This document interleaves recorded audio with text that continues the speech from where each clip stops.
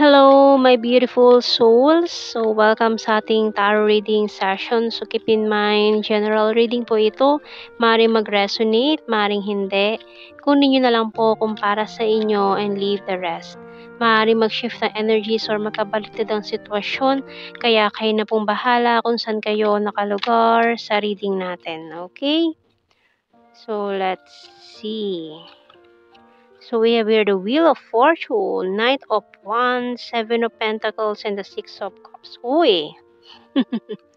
So, someone here ay parang this person is waiting for you. Maaari this person is waiting for the right timing para kausapin ka and to say something. Kasi may gusto siyang sabihin sa'yo matagal na. Pero kapag gusto niya nang sabihin 'to, parang umuurong yung dila nitong taong ito So, we have here the Six of Cups. So parang lagi ka niyang iniisip, parang obsessively thinking na rin ito parang nahihirapan siyang i-discuss or sabihin 'to. So, we have here the Devil card, Eight of Cups, Two of Cups, and the Fool card. So, pero gusto niya mag-take ng risk or i-try ito na sabihin sa'yo. Kasi parang nag-walk away na siya sa'yo dati Kasi siguro parang masyado siyang intimidated. Hindi niya kayang sabihin sa'yo 'to. Pero this time parang gusto niyang i-try, mag-take ng risk. Kasi iba talaga yung feeling niya Kumbaga parang may something kayong dalawa nitong taong 'to with this Two of Cups. And with this Devil, parang sumusobra na din yung obsessive thinking niya sa'yo, no? So, yung bottom card, Three of Wands. So, ayun, may pagkukuli, may pagdadalawang isip na nangyari dahil na rin sa sitwasyon. May mga long distance situation na paring hindi niya kayang i-handle yung mga ganong sitwasyon na long distance, hindi niya alam kung papaano makipagrelasyon in long distance, ganun. Kasi alam naman natin na ang long distance ay mahirap. Maraming hindi nagwo-work out. Kaya yun agad, nag-overthink agad siya na, "Oy, baka hindi mag-work out kasi long distance kami," mga ganun. So, hindi niya siya nag-try. Kumbaga na, hindi pa nagsisimula, sumuko na siya agad. Ganun. So, ngayon, parang siya na, naduwag na siya agad noon Hindi pa niya tinatry, sumuko na siya Kaya ayun wala siyang parang bula naging bonfire energy. So, natakot, umalis itong taong 'to or nawala, ta's ngayon nami-miss ka naman. So, we have here money.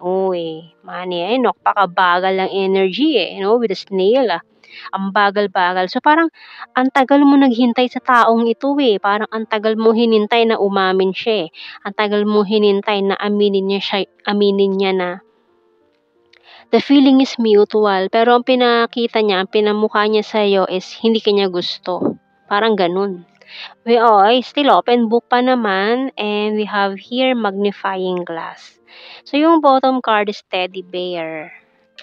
So, kasi nung mga panahong yon immature pa daw siya. Hindi pa niya alam talaga yung mga pinaggagawa niya sa buhay.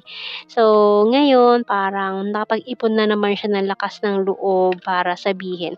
Kasi ang pinaano niya, siguro na-tense siya or hindi na siya hindi niya alam, parang nag-panic siya.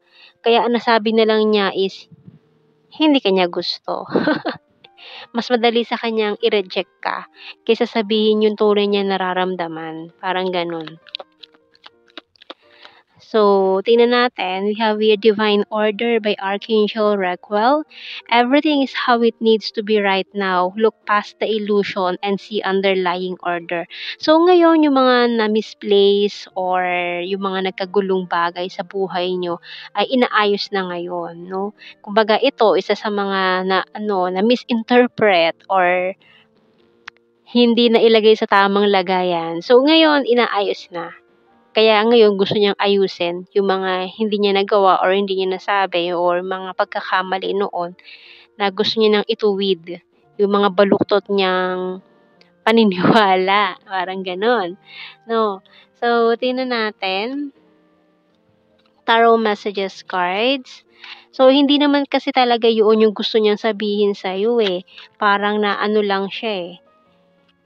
Parang hindi yun yung gusto niya, hindi yun yung gusto niyang sabihin, pero iba yung lumabas eh. Iba yung lumabas sa bibig niya. Honesty is the best policy. I want to marry you someday and crying over you feeling lost. So, ito talaga siya eh. Pagkatapos niya sabihin lahat na ngayon, tsaka siya umiyak kasi parang hindi niya sinasadya or parang hindi yun yung gusto niyang sabihin pero bakit daw yun ang lumabas sa bibig niya. Parang ganun. So, being defensive. My intuition choose you. I'm giving up. Can we start again? So, sinasabi niya, pwede bang, magsimula ulit from the top. Ulit. Parang, kumbaga sa pelikula, cut. Take 2, gano'n. Puwede bang take 2 muna, gano'n. So, ulitin natin kasi hindi 'yun yung gusto kong sabihin. Teka lang, ayusin natin, gano'n. So, parang na-tense lang siguro siya nung mga panahong 'yun and I want solid foundations. So, yung bottom card, "Can you forgive me?" Ayun, asking for your forgiveness kasi parang hindi niya talaga meant sabihin 'yun, hindi niya gustong sabihin 'yun, pero bakit 'yun yung lumabas sa bibig niya, hindi niya rin alam. 'No? So, tingnan natin sa initials. So, kahit siya naguluhan sa mga sinabi niya, hindi niya daw gustong sabihin yun eh. Ayan, meron tayong L, C, F, and letter M. Letter T, Z, B, P, Y. So, bakit? Why? Bakit mo sinabi yun? Kung hindi naman pala yun ang gusto mong sabihin. So, kahit siya, hindi niya rin alam. So, tingnan natin dito. We have here, so many things remind me of you. I want you, pero iba yung nasabi niya talaga eh. I remember every detail of that day. I want to be more than friends. So, siguro friend and zone ka pa nito. Pero hindi daw yun ang gusto niyang sabihin. Ayun o. Tingnan mo to. I wish I could take back my words. Ayan o, ang linaw niyan. So, ito talaga yun eh. So, yung mga nasabi niya, hindi niya yung gustong sabihin, hindi yun yung mga gusto niyang sabihin, pero kahit siya hindi niya alam kung bakit yun ang nasabi niya. So, gusto niyang bawiin yun. And I love you unconditionally. I know I was a distraction from your pain. We both know I'm not the one for you. Can't stop thinking about you. So, after nun, ayun, hindi niya hindi ka na makakalimutan or kung ano man, nag-overthink na siya, bakit yun ang sinabi ko, bakit yun ang sinabi ko, bakit yun ang sinabi ko. So, talagang hindi na siya mapakali after nun. And I'm becoming a better person. Hay, grabe siya. No. So, we have here courage. So, nag-iipon ng lakas ng loob. Deception, and ayun, guilty, 'di ba?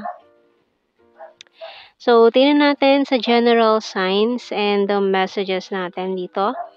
Killer smile, gorgeous, selfie-holic, other country, number 2, athletic, January, mountain card, skin tag, Leo sign, Taurus sign, sarcastic, rainy season, future lover, Mindanao, and trustworthy.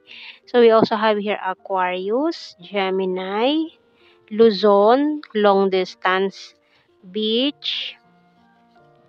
So ngayon nag-i-stalk siya ngayon, creepy, stalker, at gusto maghabol, responsible, divine masculine.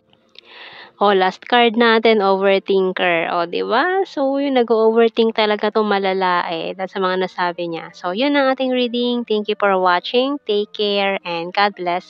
See you in our next reading, guys. Bye-bye.